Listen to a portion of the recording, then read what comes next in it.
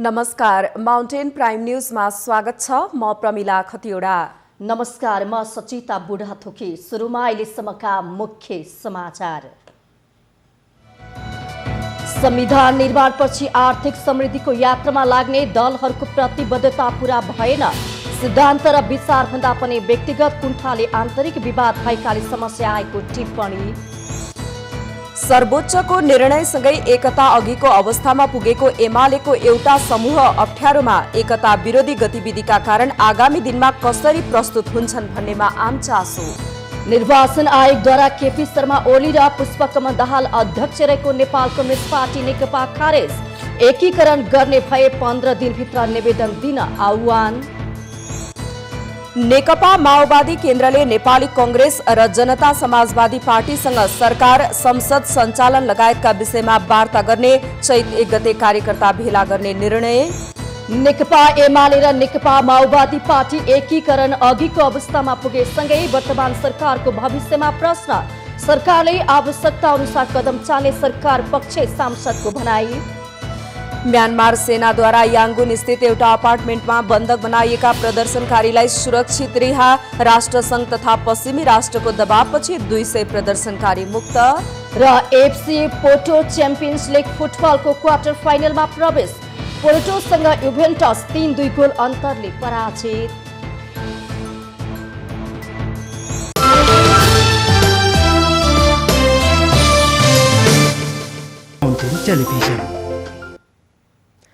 अब समाचार विस्तारमा।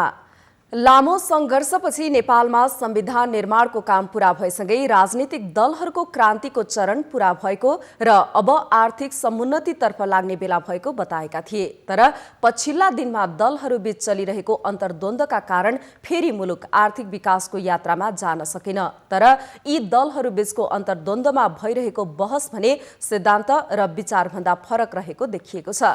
विशेष गरी एकले अर्कोलाई पछार्ने रणनीति अख्तियार गरेका कारण पनि यी विवाद समाधानको विपरीत गएको देखिएको छ। 2072 सालमा नयाँ नेपालको संविधान जारी भए लगत्तै राजनीतिक क्रान्तिको चक्र पूरा भएकाले अब आर्थिक क्रान्तिको युग आरम्भ भएको भनिएको थियो। संविधान जारी भए लगत्तै सम्पन्न 3वटै तहका निर्वाचनमा वामपन्थी एकाधिकार कायम भएपछि अब भने भनिए जस्तै आर्थिक क्रान्तिको सुरुवात हुने अपेक्षा धेरैले गरेका पनि थिए। तर अपेक्षा अनुकूल न त राजनीति अगाडि बढ्यो न मुलुकले नै गति लिन सक्यो। पछिल्लो प्रतिनिधि सभाको निर्वाचन लगत्तै बनेको वाम बहुमतको सरकारले 2 वर्ष कटाउन पनि पाएको थिएन।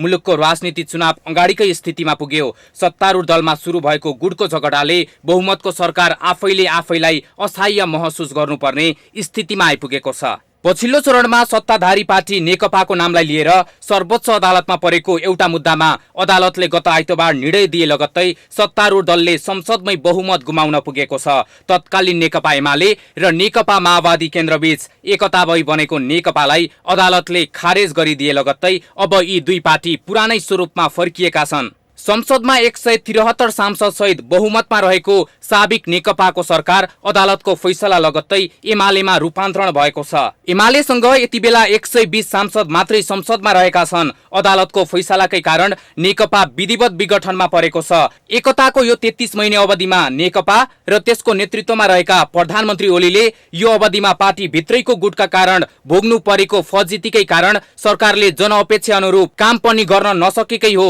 यस्तोमा अदालतले फैसला सुनाउन साथ एमाले पंक्ति भित्रैबाट खुसियाली पनि नमनाइएको होइन। तर उनीहरूले नबुझेको कुरा के पनि हो भने यति बेला नेकपाबाट माओवादी केन्द्र मात्रै छुटिएको हो। पछिल्लो समय नेकपामा समाहित एमाले भित्रै उम्रिएको गुटरूपी बट वृक्ष यति बेला झाङ्गिसकेको छ र त्यो एमाले भित्रै छ। यस्तोमा एमाले र त्यसको नेतृत्वका लागि भोलिको राजनीति सोचे जस्तो सहज देखिने कुनै लक्षण पनि छैन। वामपन्थी राजनीतिमा विचार, सिद्धान्त र निष्ठालाई पार्टी जीवनको महत्वपूर्ण पाटो मानिन्छ।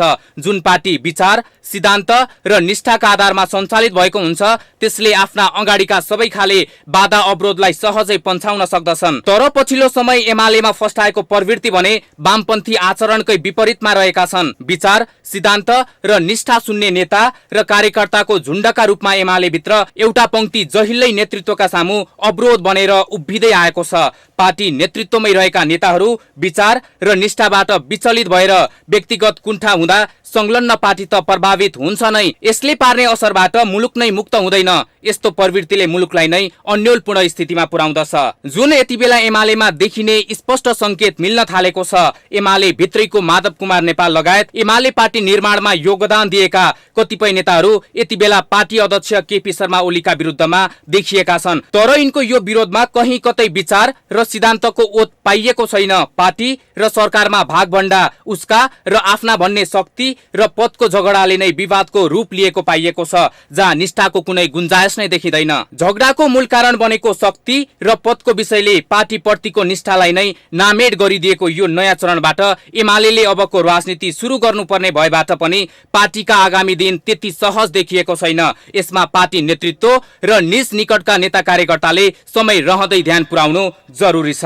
माउन्टेन टेलिभिजन राजनीतिक ब्युरो।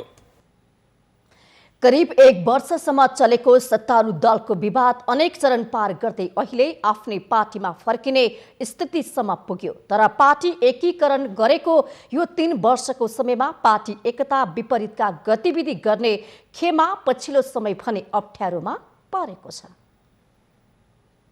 सर्वोच्च अदालतको निर्णयसँगै तत्कालीन एमाले र माओवादी केन्द्र बिउतिएको छ। यसलाई कसैले सर्वोच्चमा तेस्रो पटक गुरु ब्याएको संज्ञा समेत दिए। 2052 सालदेखि 2077 सालसम्म उस्तै प्रकृतिका घटना भएका हुन्। पहिला 2052 भदौ 12 गते, अर्को 2077 साल फागुन 11 र अन्तिममा फागुन 23 गते यी घटना भएका हुन्। 2052 साल भदौ 12 गते तत्कालीन प्रधानमन्त्री मनमोहन अधिकारीले विघटन गरेको प्रतिनिधि सभा पुनर्स्थापना गरिदिएको थियो भने गत फागुन 11 मा प्रधानमन्त्री केपी शर्मा ओलीले विघटन गरेको प्रतिनिधि सभाको पुनर्स्थापना भयो। गत आइतबार चाहिँ सर्वोच्चले सबैले आश्चर्यमा पार्दै तत्कालीन एमाले र माओवादी बिउताउने गरी फैसला दियो। 2075 साल जेठ 3 मा यी दुवै पार्टीले आफ्नो अस्तित्व समाप्त भएको घोषणा गर्दै पार्टी एकीकरण गर्दै नेकपा गठन गरेको थियो। यसभन्दा अघिका दृश्य भिन्न थिए। नेकपा एमालेको एउटा हिस्साको कार्यालय माओवादी केन्द्रको कार्यालय बन्यो। बैठक त्यही हुने गरेको थियो। यस बेलासम्म केपी ओली र प्रचण्ड अध्यक्ष हुनुहुन्थ्यो।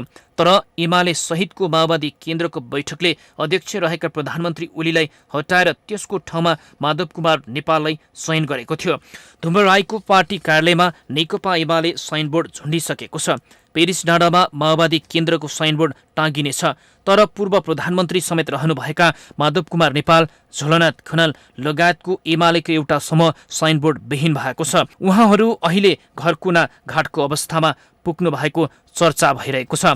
यति बेला कुन पार्टी कार्यालयमा जाने भन्नेमा उहाँहरूलाई त्रास छाएको छ। माओवादी केन्द्रको कार्यालयमा जान नमिलेका उहाँहरू धुम्बाराही जाँदा लाजले रातो पिरो हुनुपर्ने अवस्था देखिएको छ। हिजोका दिनमा सत्ता सराप गरेका प्रधानमन्त्री ओली सामु कसरी आँखा जुधाउने? एमालेको त्यो समूह यो हालतमा पुग्नुमा अरू कोही जिम्मेवार छैनन्। माधव नेपाल, झोलनाथ खनाल र वामदेव गौतम नै यसका कारक मानिन्छन्। उनीहरूले त्यसरी प्रचण्डलाई नौकासेको भए आज घरना घाटको हुनुपर्ने अवस्था आउने थिएन। 9 सदस्यीय सचिवालयमा तत्कालीन नेकपा एमालेका तर्फबाट 6 सदस्य थिए। त्यसमा पुष्पकमल दाहालसँग 3 सदस्य मात्रै देखिन्थे। 3 मध्ये गृहमन्त्री रामबहादुर थापा भित्रभित्रै एमाले बनिसकेका थिए। सचिवालयमा 2 सदस्यमा खुम्चिसक्नु भएका प्रचण्डलाई नौकासेको भए न त प्रधानमन्त्री विरुद्ध आरोप पत्र आउँथ्यो न संसद विघटनको कुरा नै। तर प्रधानमन्त्री ओलीसँग बदला लिन खोज्दा माधव नेपाल समूह अहिले आफै घरना घाटको अवस्थामा पुगेको छ। यति बेला 2 पार्टीको हैसियतमा आइसकेपछि माओवादीका तर्फबाट मन्त्री बन्नुभएका रामबहादुर थापा, मणि थापा, टोपबहादुर रायमाझी लगायतले प्रधानमन्त्री ओलीसँगको साथलाई निरन्तरता दिने र यसका लागि जस्तोसुकै त्याग गर्ने घोषणा गरिसक्नु भएको छ।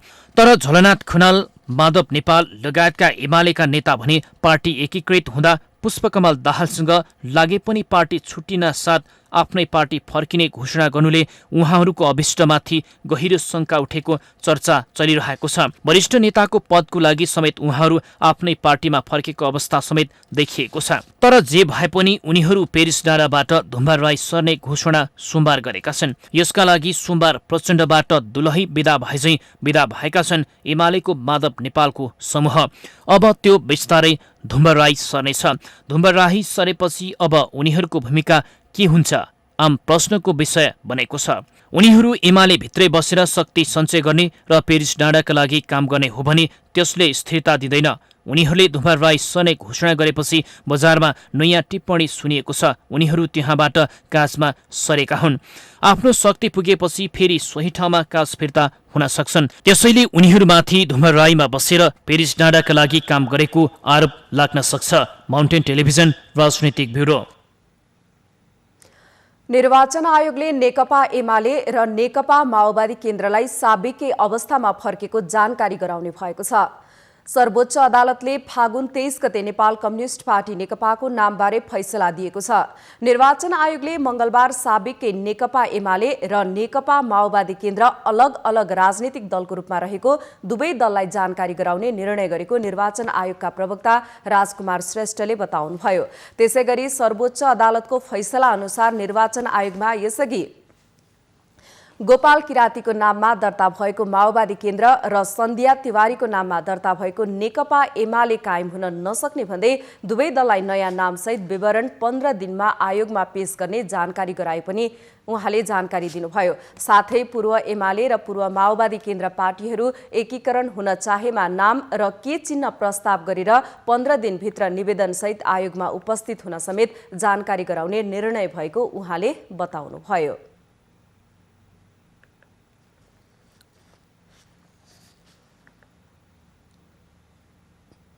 उक्त पार्टीहरू एकीकरण हुन चाहेमा एकीकरण गर्दाखेरि के नाम राख्ने र के चिन्ह राख्ने नाम र चिन्ह सहित प्रस्ताव गरेर 15 दिनभित्र निवेदनसहित आयोगमा उपस्थित हुन समेत जानकारी गराउने निर्णय भएको छ। त्यसैगरी आयोगले दुई दल एकीकरणपछि बनेका जनप्रतिनिधिको सम्बन्धमा विवाद आएको अवस्थामा निर्वाचन घोषणापछि आउने विवाद निरूपण गर्ने आफ्नो कार्यक्षेत्रमा नपर्ने भन्दै त्यस विषयमा कुनै निर्णय नगरेको पनि प्रवक्ता श्रेष्ठको भनाइ छ। आयोगको निर्णयको जानकारी सम्बन्धित दलहरूलाई पठाइसकिएको प्रवक्ता श्रेष्ठले जानकारी दिनुभयो। नेकपा माओवादी केन्द्रले नेपाली कांग्रेस र जनता समाजवादी पार्टीसँग सरकार, संसद सञ्चालन लगायतका विषयमा वार्ता गर्ने भएको छ।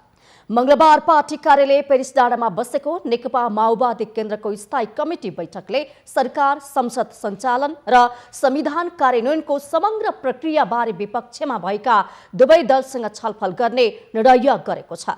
बैठकले नेकपा एमालेसँग आवश्यकता अनुसार वार्ता गर्न माओवादी केन्द्रका नेता नारायण काजी श्रेष्ठले जानकारी दिनुभएको छ। सरकारलाई दिएको समर्थन फिर्ता लिने वा नलिने भन्ने बारे भने कुनै निर्णय भएको छैन। नेपाली कांग्रेस जनता समाजवादी पार्टीसँग वार्ताको प्रक्रिया अगाडि बढाउने निर्णय गरिएको छ। एमालेसँग पनि हाम्रो वार्ता हुनेछ, तर मुख्य जोड प्रतिपक्षी नेपाली कांग्रेस र जनता समाजवादी पार्टीसँग हुनेछ। नेता श्रेष्ठले संगठनात्मक काम र अहिलेको परिस्थितिबारे पार्टीलाई प्रशिक्षित गर्न 29 गते केन्द्रीय कमिटीको बैठक र 1 गते कार्यकर्ता भेला गर्ने निर्णय भएको पनि बताउनु भएको छ। प्रमुख प्रतिपक्षी दल नेपाली कांग्रेसका सभापति शेरबहादुर देउवा र नेकपा माओवादीका अध्यक्ष पुष्पकमल दाहाल प्रचण्ड बीच भेटवार्ता भएको छ। मंगलबार सभापति निवास बुढा नीलकण्ठमा दुई शीर्ष नेताहरू बीच भेटवार्ता भएको हो। माओवादी केन्द्रको मंगलबार बसेको स्थायी कमिटी बैठकले सत्ता समीकरणका लागि नेपाली कांग्रेस र जनता समाजवादी पार्टीसँग छलफल गर्ने निर्णय गरेको थियो। सोही निर्णय अनुसार अध्यक्ष दाहाल सभापति देउवालाई भेट्न बुढा नीलकण्ठ पुग्नु भएको हो। वर्तमान सरकारले निरन्तरता पाउने कि नपाउने भन्ने विषय अन्योलका बीच दुई शीर्ष नेताहरूसँग भएको भेटलाई अर्थपूर्ण रूपमा हेरिएको छ। नेकपा एमाले र जनता समाजवादी पार्टीले सत्ता साझेदारीका लागि छलफल गर्न वार्ता टोली गठन गरेका छन्। मंगलबार एमाले सुभाष चन्द्र नेगमाङ र विष्णु पौडेल तथा जसपाले लक्ष्मणलाल कर्ण र सर्वेन्द्रनाथ शुक्ल रहेको वार्ता टोली बनाएको छ। दुई पार्टीको वार्ता टोलीबीच सत्ता सहकारी लगायतका विषयमा छलफल भएको छ। यसअघि 23 फागुनमा जसपाका अध्यक्ष महन्त ठाकुरले प्रधानमन्त्री केपी शर्मा ओलीसँग भेट गर्नुभएको थियो। त्यसपछि दुई पार्टीले वार्ता टोली बनाएको बताइएको छ। सर्वोच्च अदालतले नेकपा एमाले र नेकपा माओवादी केन्द्रबीचको एकीकरणलाई मान्यता नदिएपछि अब संसदमा दुवै दल पूर्व दलको हैसियतमै क्रियाशील हुने भएका छन्। यस्तो अवस्थामा केपी शर्मा ओली नेतृत्वको सरकार कायम राख्न एमाले अर्को दलको साथ लिनुपर्नेछ।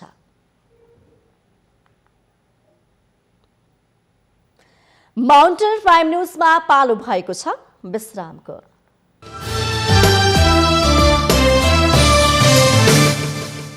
Mountain television. विश्रामपछि स्वागत छ। अब बाँकी समाचार। सर्वोच्च अदालतले नेकपा नामको विषयमा निर्णय गर्दै सत्तारूढ दलको एकीकरणलाई खारेज गरिदिएसँगै वर्तमान सरकारको भविष्य के हुन्छ भन्ने अन्यल देखिएको छ।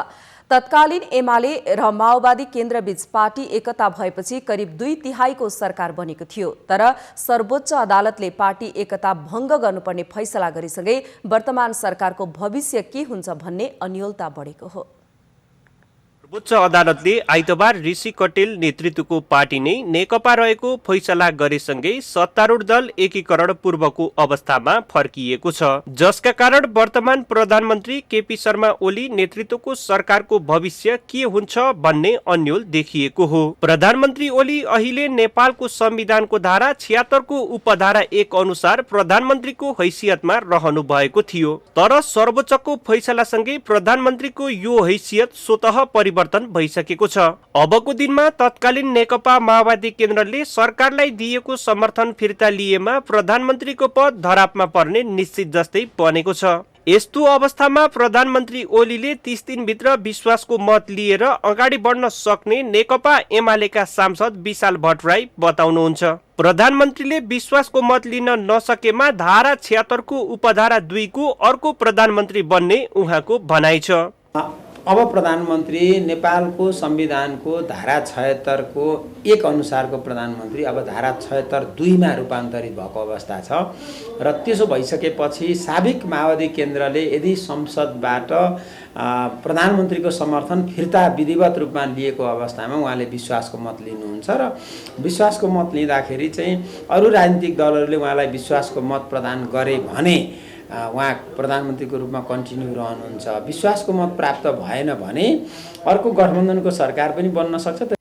त्यस्तै सत्तारूढ दल पूर्व पार्टीमा फर्किने निर्णय गरेसँगै पूर्व माओवादी कोटाबाट सरकारमा सहभागी बनेका मन्त्रीहरू पुरानो पार्टीमा फर्किन्छन् कि फर्किँदैनन् भन्ने आम चासो रहेको छ। तर पूर्व माओवादी खेमाका खानेपानी तथा सरसफाई मन्त्री मणिचन्द्र थापा कुनै पनि हालतमा प्रचण्ड नेतृत्वको पार्टीमा नफर्किने बताउनुहुन्छ। अहिले के हो भने कम्युनिस्ट आन्दोलनको मुख्य प्रवृत्ति के हो भने राष्ट्रवादी धार मुख्य प्रवृत्ति हो। त्यसले चाहिँ जनपक्षीय चरित्र कम्युनिस्ट आन्दोलनले पनि गुमाइसकेको हुनाले उसले राष्ट्रवादी चरित्र बचाउँछ कि बचाउँदैन भन्ने मेजर हेर्दा अरू नेताहरू कमरेड केपी शर्मा ओलीका समकालीन अरू नेताहरूले राष्ट्रवादी चरित्र गुमाइसक्नु भएको छ। तर कमरेड केपी शर्मा ओलीले राष्ट्रवादी चरित्र बचाइरहेको कारणले म माओवादी आन्दोलनमा हुँदा 12 बुद्धे दिल्ली सम्झौता हुँदा त्यसको विरोध गरेर एउटा राष्ट्रवादी झण्डा मैले पनि उठाएको कारणले गर्दा अहिले पछिल्लो चरण उहाँलाई मैले समर्थन गरेको। सर्वोच्चको फैसलाले देशमा गम्भीर राजनैतिक संकट पैदा भएको टीका टिप्पणी समेत गर्न थालिएको छ। तर सर्वोच्चको फैसलाले राजनीतिक संकट भन्दा पनि समाधान निकालेको अधिवक्ता रमेश बडाल बताउनुहुन्छ। सर्वोच्च अदालतको फैसला पछाडि राजनीतिक संकट बढेको कि राजनीतिक संकट समाधान गर्न सहयोग गर्यो। अस्तिसम्म यो सूर्य चिन्ह कता जान्छ, नेकपा कता जान्छ, नयाँ दल रहन्छ रहँदैन, प्रधानमन्त्रीको दलको नाम के हो अर्थात् अर्कोको नाम के हो भनेर भन्ने गन्जागोलको अवस्थाबाट लाई अन्त्य गरेर हिजोको फैसलाले नेकपा एमाले छुट्टै दल हो, नेकपा माओवादी केन्द्र छुट्टै दल हो, तिमीहरू पहिलाकै अवस्थामा छौ भनेर राजनीतिक समस्यालाई समाधान गरिदियो। यसले राजनीतिक समस्या समाधान गर्नलाई चाहिँ यसलाई सहयोगको रूपमा लिनुपर्छ। करिब 2/3 बहुमतमा बनेको वर्तमान सरकार अब कसरी अगाडि बढ्छ भन्ने प्रश्न अझै अनुत्तरित बनेको छ। कतिपयले वर्तमान सरकार गम्भीर सङ्कटमा परेको दावी गर्दै आएका छन् भने कतिपयले वर्तमान सरकारलाई केही फरक नपर्ने तर्क गर्दै आएका छन्। यस्तो अवस्थामा ओली नेतृत्वको सरकार कसरी अगाडि बढ्छ त्यो भने अझै हेर्न बाँकी छ। माउन्टेन टेलिभिजनका लागि सरोज बस्याल, काठमाडौँ। प्रतिनिधि सभाको बैठक आज बस्दैछ। दिउँसो 1 बजे बस्ने प्रतिनिधि सभा बैठकमा 7वटा अध्यादेश पेश गरिने कार्यसूची रहेको छ। संघीय संसद सचिवालयले सार्वजनिक गरेको कार्यसूची अनुसार आजको बैठकमा गृहमन्त्री रामबहादुर थापाले नेपाल प्रहरी र प्रदेश प्रहरी कार्य सञ्चालन, सुपरिवेक्षण र समन्वयन पहिलो संशोधन, सामाजिक सुरक्षा पहिलो संशोधन, तेजाब तथा अन्य घातक रासायनिक पदार्थ नियमन अध्यादेश पेश गर्नुहुनेछ। स्वास्थ्य तथा जनसङ्ख्या मन्त्री हृदय त्रिपाठीले औषधि तेस्रो संशोधन अध्यादेश, कानुन, न्याय तथा संसदीय मामिला मन्त्री लीलानाथ श्रेष्ठले फौजदारी कसुर तथा फौजदारी कार्यविधि सम्बन्धी केही ऐन संशोधन गर्ने अध्यादेश, यौन हिंसा विरुद्धका केही ऐनलाई संशोधन गर्ने अध्यादेश र बेपत्ता पारिएका व्यक्तिको छानबिन, सत्य निरूपण तथा मेलमिलाप आयोग तेस्रो संशोधन अध्यादेश पेश हुने संसद सचिवालयले जनाएको छ। यस्तै पूर्व र बहालबाला गरी 14 सांसदहरूको निधनमा शोक प्रस्ताव प्रस्तुत हुने आजको कार्यसूची तय गरिएको छ। यसअघि आइतबारको बैठकमा पनि अध्यादेश पेश हुने तय भएकोमा संवैधानिक परिषद सम्बन्धी अध्यादेश फिर्ता लिन माग गर्दै प्रमुख प्रतिपक्षी दल नेपाली कांग्रेसले संसद बैठक अवरुद्ध गरेको थियो। त्यस्तै दहार नेपाल पक्ष सांसदहरूले पनि कार्यसूचीमा अध्यादेश समावेश गरेको भन्दै बैठक बहिष्कार गरेका थिए।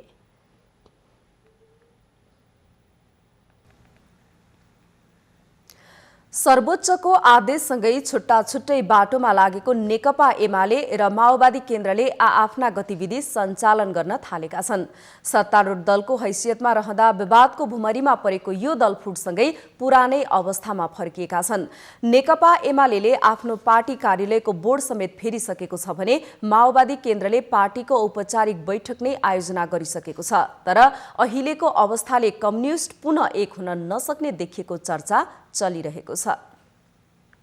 3 वर्ष अघि राष्ट्रिय सभागृहबाट सुरु भएको नेकपा एमाले र माओवादी केन्द्रको सहयात्रा अन्त्य भएसँगै नेकपा एमाले र माओवादी केन्द्र पुरानै अवस्थामा फर्किएका छन्। कम्युनिस्ट आन्दोलनलाई सशक्त बनाउने घोषणा सहित एउटै छातामुनि आएको दल अहिले विवादको भुमरीमा परेर फेरि आफ्नै बाटोमा लागेका छन्। तर अहिले यो दल विभाजन हुनुको मूल कारण भने विचार नै नमिलेको भन्ने चर्चा चलिरहेको छ। नेकपा माओवादी केन्द्रका सांसद देव गुरुङ भने अहिले सत्तारूढ दलको खिचातानीले नराम्रो सन्देश दिएको बताउनुहुन्छ। नितान्त नकारात्मक प्रकारको सन्देश दिन्छ र अहिलेको डेमोक्रेसीको युगमा चाहिँ डेमोक्रेटिक राइट्सहरू झन्झन सशक्त र प्रभावकारी ढङ्गले कार्यान्वयन हुँदै जानुपर्ने बेलामा चाहिँ मल्टी पार्टी डेमोक्रेटिक राइट्सहरूलाई गुमाउनु पर्ने अवस्थाको प्रक्रियाबाट सुरु भएको चाहिँ छ। विघटित चाहिँ गरिएका चाहिँ संरचनाहरूलाई पुनर्स्थापित गरेर लैजाने भन्ने ढङ्गले चाहिँ साबिकै रूपमा लैजाने भन्ने ढङ्गले जसरी फैसला गर्यो त्यसले गर्दाखेरि आस्था, विश्वास, विचारधाराको आधारमा पार्टी निर्माण गर्ने जो फन्डामेन्टल प्रिन्सिपल हो त्यो फन्डामेन्टल प्रिन्सिपल नै कुण्ठित हुन पुगेको छ भन्ने लाग्छ।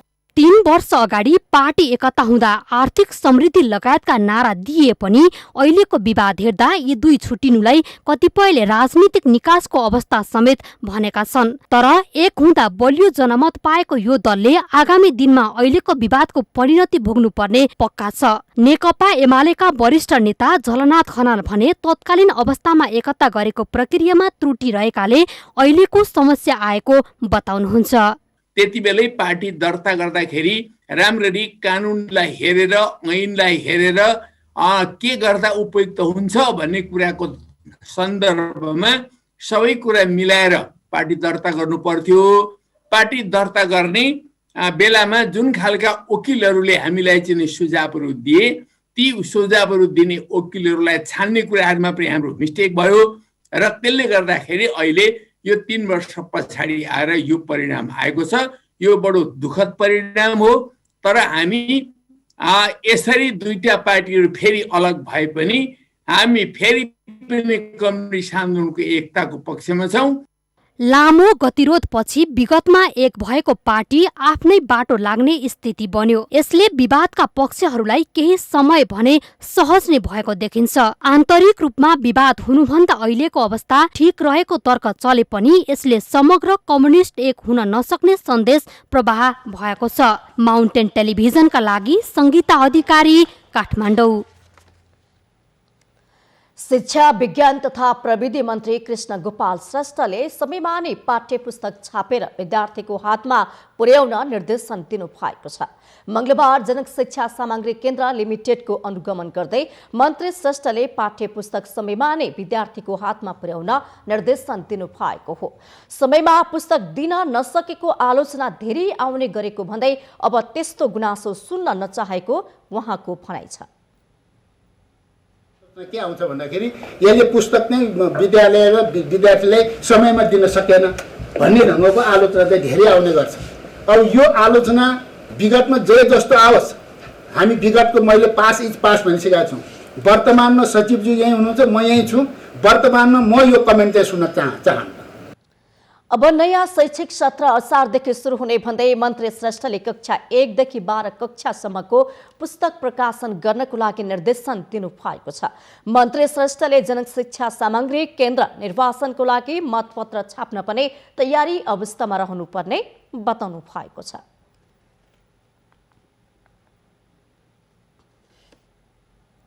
माउन्टेन प्राइम न्युजमा पुनः पालो भएको छ विश्रामको।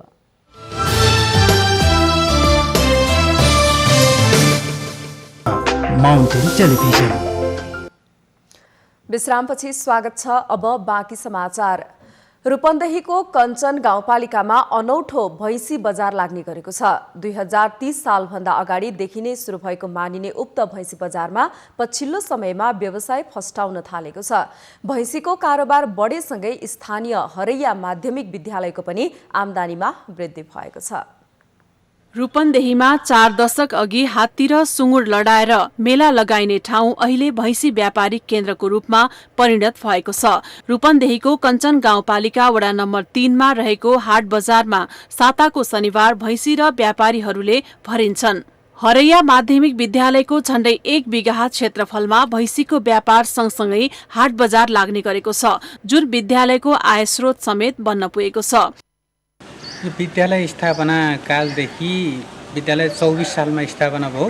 विभिन्न ठाउँमा यो विद्यालय रहेको र यस स्थानमा स्वीकृति पश्चात यो स्थानमा ल्याई विद्यालय सञ्चालन गर्नको लागि 29 सालमा स्वीकृति प्राप्त गरेको र यो स्थानमा विद्यालय सञ्चालन गर्नको लागि हाट बजार सुरुवात गर्नुपर्छ भन्ने उद्देश्यले यहाँका पुराना बासिन्दाहरू र शिक्षा प्रेमीहरू ले यहाँ चाहिँ हात्ती र सुँगुर लडाएर सुरु गरेको हो भन्ने भनाइ छ। भैँसीको कारोबार गर्नको लागि कपिलवस्तु, रूपन्देही, परासी, पाल्पा, अर्घाखाँची लगायतका व्यापारी तथा किसानहरू आउने गर्दछन्। यहाँबाट काठमाडौँ, पोखरा, चितवन, बुटवल लगायतका ठाउँहरूमा भैँसी बिक्री हुने गरेको छ। व्यापारीहरूले गाउँ गाउँमा पुगेर भैँसी खरिद गर्छन् र प्रति भैँसी 1000 देखि 1500 नाफा खाएर बेच्ने गर्दछन्। 1500 बच्चे भने बेच्ने एउटा मालमा। कुन ठाउँबाट ल्याउनुहुन्छ भैँसी? गाउँ डुलेर किन्छ हामीलाई गाउँमा। कहाँ जान्छ यहाँको भैँसी? यहाँको भैँसी अब यहीँ बुटोल पनि जान्छ, परासी पनि जान्छ। काठमाडौँ हामीले कारोबार गर्ने लोकल कारोबार हो, यहीँ बेच्छ। गाउँबाट किनेर ल्याउने यहीँ बेच्छ। केको लागि जान्छ यो भैँसी? मासुको लागि जान्छ कि दुधको लागि? कोही मासुमा जान्छ, कोही दुहुनामा जान्छ, कोही ब्याउनेमा जान्छ। हेरी कोही थाहा छ भने मासुमा पठाइदिने। भैँसीकै व्यापारिक स्थलको रूपमा कपिलवस्तुको बहादुरगञ्ज, परासीको परासी बजार, रूपन्देहीको महजिदियामा समेत रहेका छन्। तर भैँसी खरिद बिक्रीका हिसाबले सबैभन्दा पुरानो बजारको रूपमा यसै हाट बजारलाई चिनिन्छ। अहिले त उही छ नुन चाटे जस्तो। किन कमी आछ यो भैँसी कारोबारमा? किन देशमा त्यति भैँसी नै अब छैन, मान्छे पाल्नै छोडे। केटाकेटी गोबर सोर्न मान्दैनन्।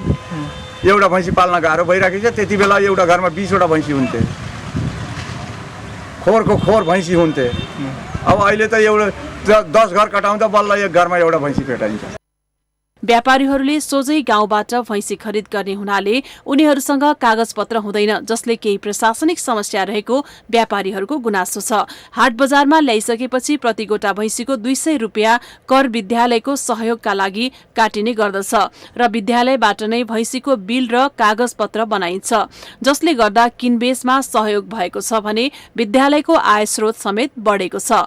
भैँसी व्यापारीको महत्वपूर्ण क्षेत्रका रूपमा रहेका यस्ता हाट बजारहरू विस्तार र व्यवस्थित गर्नुपर्ने देखिएको छ। माउन्टेन टेलिभिजनका लागि रूपन्देही सहकर्मी विमल छेत्रीको सहयोगमा जिल्ला ब्युरोको रिपोर्ट।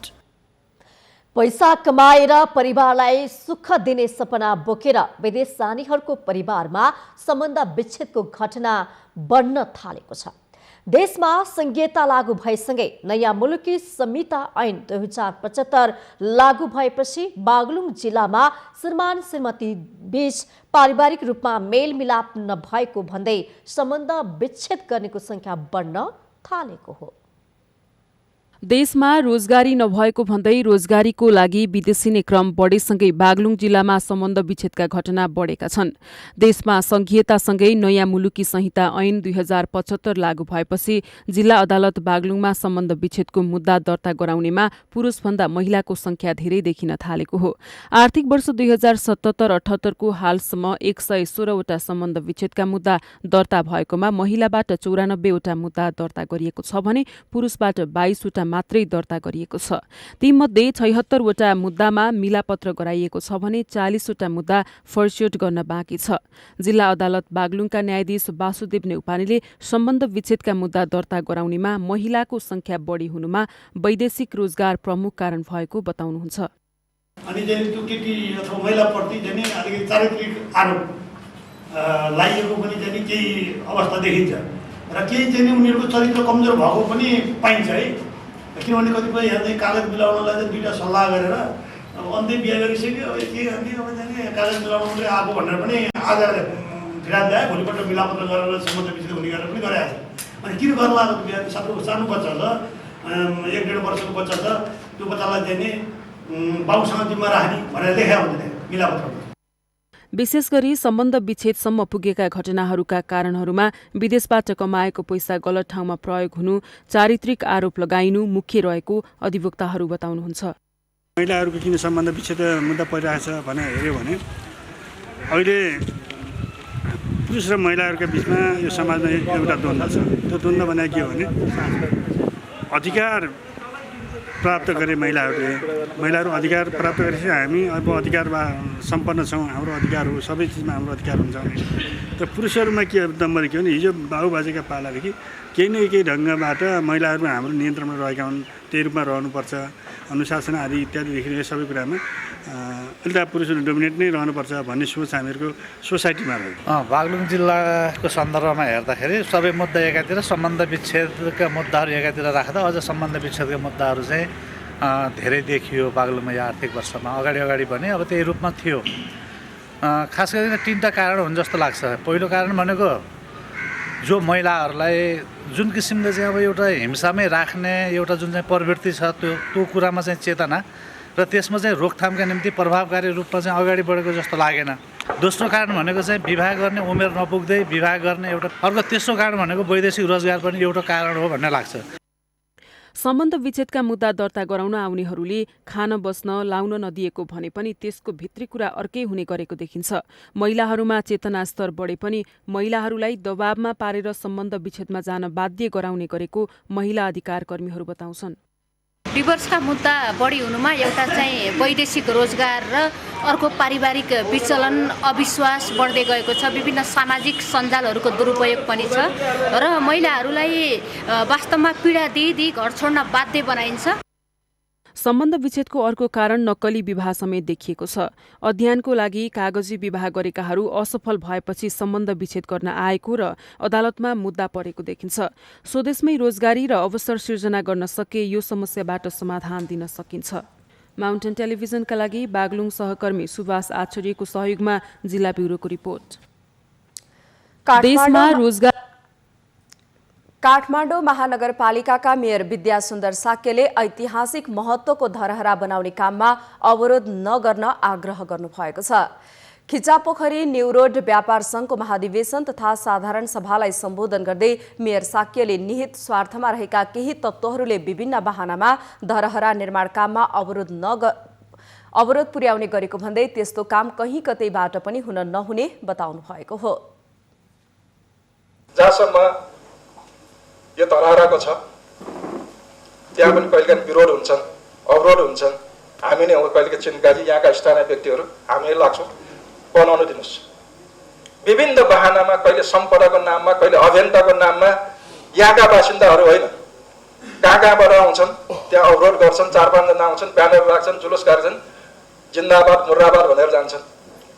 तर हामीले त्यो कामलाई समयमा सम्पन्न गर्नुपर्छ।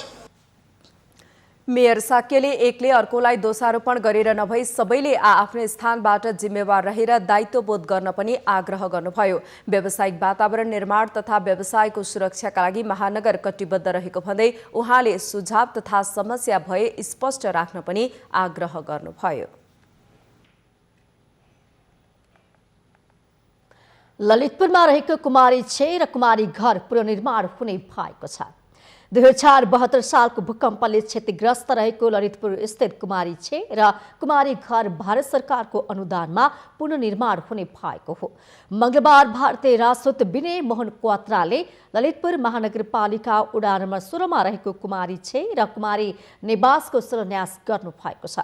भारत सरकारको आर्थिक अनुदानमा नयाँ कुमारी घर निर्माण गर्न लागिएको हो। यो भवन पनि क्षतिग्रस्त भयो। यस भवनको गारोहरू चाहिँ चिरा परेको, तेर्सो ठाडो र चिरा परेको र यो भवन त्यसपछि चाहिँ प्रयोग हुन लायक रहेन। यो भवन जोखिमयुक्त भयो र त्यसलाई चाहिँ नेपाल सरकार राष्ट्रिय पुनर्निर्माण प्राधिकरणबाट यसलाई चाहिँ यो भवनलाई बनाउने निश्चित गर्यो। भौतिक संरचनाहरू पुरानै मौलिक स्वरूपमा बनाउने र सिमेन्ट डन्डीको प्रयोग नगरिने उहाँले बताउनुभयो। 1.5 वर्षमा बनाइने भवन भूकम्प प्रतिरोधी हुनेछ।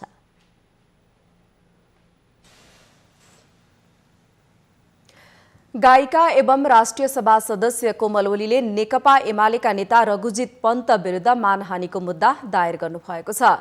केही दिन अघि पन्तले सार्वजनिक रूपमा आफू विरुद्ध गरेको टिप्पणीलाई लिएर ओलीले मंगलबार काठमाडौँ जिल्ला अदालतमा मुद्दा दायर गर्नुभएको हो। उहाँले मुलुकी अपराध संहिता 2074 को दफा 305, 306, 307 को आधारलाई आफूलाई अन्याय परेको भन्दै मुद्दा दायर गर्नुभएको हो।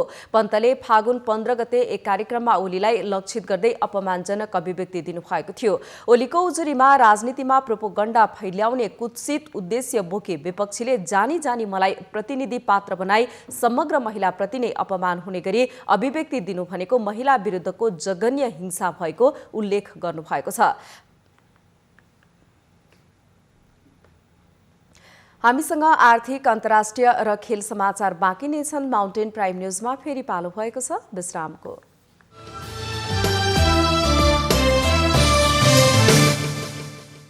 माउन्टेन टेलिभिजन विश्रामपछि पुनः स्वागत छ। अब पालो आर्थिक समाचारको।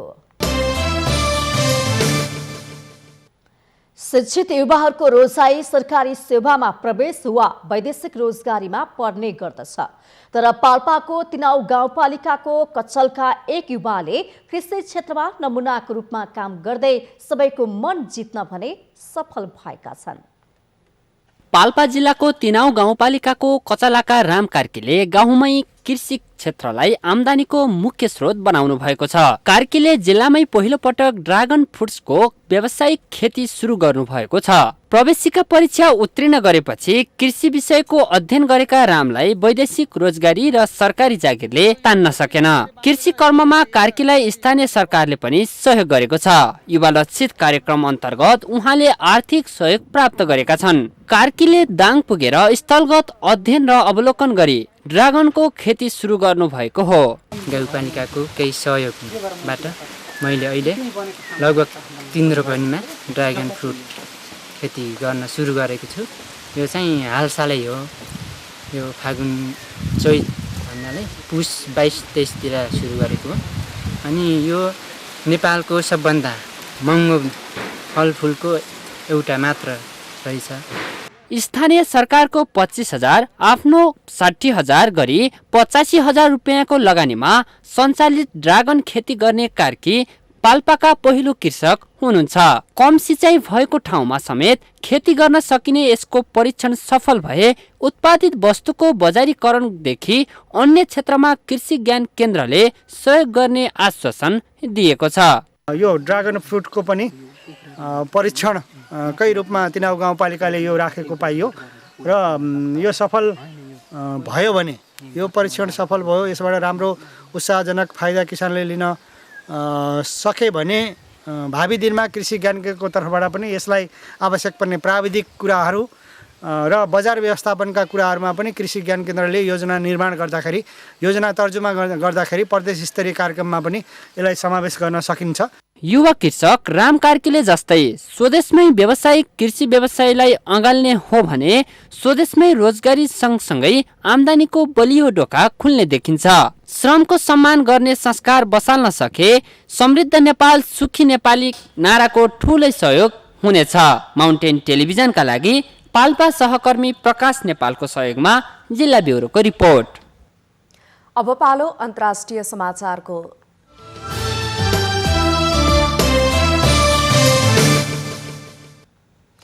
म्यानमारको सेनाले याङ्गुन स्थित एउटा अपार्टमेन्टमा बन्धक बनाइएका प्रदर्शनकारीहरूलाई सुरक्षित रिहा गरेको छ।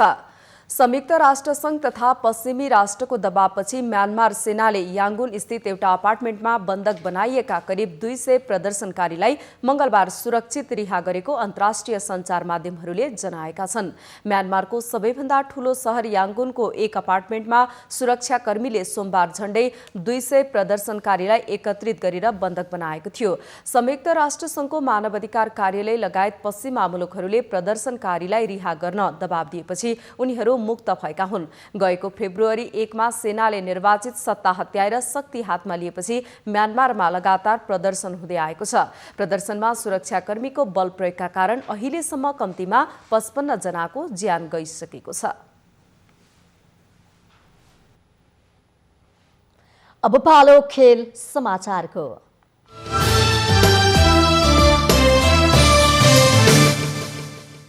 एफसी पोर्टो च्याम्पियन्स लिग फुटबलको क्वार्टर फाइनलमा प्रवेश गरेको छ। मंगलबार राति भएको अन्तिम षोह्रको दोस्रो लेगमा युभेन्टसलाई 3-2 गोल अन्तरले पराजित गर्दै समग्रमा 4-4 को बराबरी भएपछि पोर्टो अबे गोलको आधारमा अन्तिम 8 मा पुगेको हो। घरेलु मैदानमा भएको पहिलो लेगमा 2-1 ले विजयी भएको पोर्टोले अबे मैदानमा भएको दोस्रो लेगमा 3-2 को हार बिहोरे पनि अबे गोल निर्णायक बन्यो। इटालियन क्लब युभेन्टसका लागि चियासाले 39 र त्यसैगरी 49 र 63 मिनेटमा तथा पोर्टोको लागि ओलिभेराले 19औं मिनेटमा पाएको पेनाल्टीमा गोल गरे। निर्धारित समयमा युभेन्टसको अघि रहे पनि अबे गोलका आधारमा बराबरी भएपछि खेल अतिरिक्त समयमा धकेलियो। 54औं मिनेटमा तारेमी दोहोरो पहिलो कार्ड पाएर मैदानबाट बाहिरिएपछि 10 खेलाडीमा सीमित भएको पोर्टोको लागि ओलिभेराले 115 मिनेटमा गोल गरे। 117 मिनेटमा राबी ओटले गोल गरेर दोस्रो लेगमा युभेन्टसलाई जित दिलाए। त्यस्तै गैराती नै भएको अर्को खेलमा बोरुसिया डर्टमुन्ड र सेभिलाले 2-2 को बराबरी खेले पनि समग्रमा 5-4 को जित सहित बोरुसिया अन्तिम 8 मा पुगेको छ।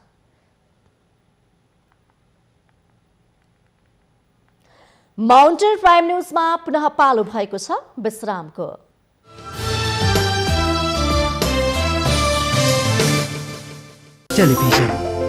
माउन्टेन प्राइम न्यूजको अन्त्यमा अहिलेसम्मका मुख्य समाचार पुनः एकपटक। संविधान निर्माणपछि आर्थिक समृद्धिको यात्रामा लाग्ने दलहरूको प्रतिबद्धता पूरा भएन। सिद्धान्त र विचारभन्दा पनि व्यक्तिगत कुण्ठाले आन्तरिक विवाद भएकाले समस्या आएको टिप्पणी। सर्वोच्चको निर्णयसँगै एकता अघिको अवस्थामा पुगेको एमालेको एउटा समूह अप्ठ्यारोमा। एकता विरोधी गतिविधिका कारण आगामी दिनमा कसरी प्रस्तुत हुन्छन् भन्नेमा आम चासो। निर्वाचन आयोगद्वारा केपी शर्मा ओली र पुष्पकमल दाहाल अध्यक्ष रहेको नेपाल कम्युनिस्ट पार्टी नेकपा खारेज। एकीकरण गर्ने भए 15 दिनभित्र निवेदन दिन आह्वान। नेकपा माओवादी केन्द्रले नेपाली कांग्रेस र जनता समाजवादी पार्टीसँग सरकार संसद सञ्चालन लगायतका विषयमा वार्ता गर्ने चैत 1 गते कार्यकर्ता भेला गर्ने निर्णय। नेकपा एमाले र नेकपा माओवादी पार्टी एकीकरण अघिको अवस्थामा पुगेसँगै वर्तमान सरकारको भविष्यमा प्रश्न। सरकारले आवश्यकता अनुसार कदम चाल्ने सरकार पक्ष सांसदहरूको भनाई। म्यानमार सेनाद्वारा याङ्गुन स्थित एउटा अपार्टमेन्टमा बन्धक बनाइएका प्रदर्शनकारीहरूलाई सुरक्षित रिहा। राष्ट्रसङ्घ तथा पश्चिमी राष्ट्रको दबावपछि 200 प्रदर्शनकारी मुक्त। र एफसी पोर्टो च्याम्पियन्स लिग फुटबलको क्वार्टर फाइनलमा प्रवेश।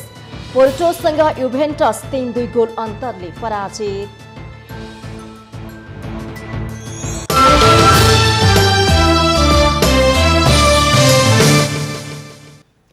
माउन्टेन प्राइम न्यूज अहिलेलाई सकियो। सत्य, तथ्य र निष्पक्ष समाचारको लागि हेर्दै रहनुहोला माउन्टेन टेलिभिजन। नमस्कार।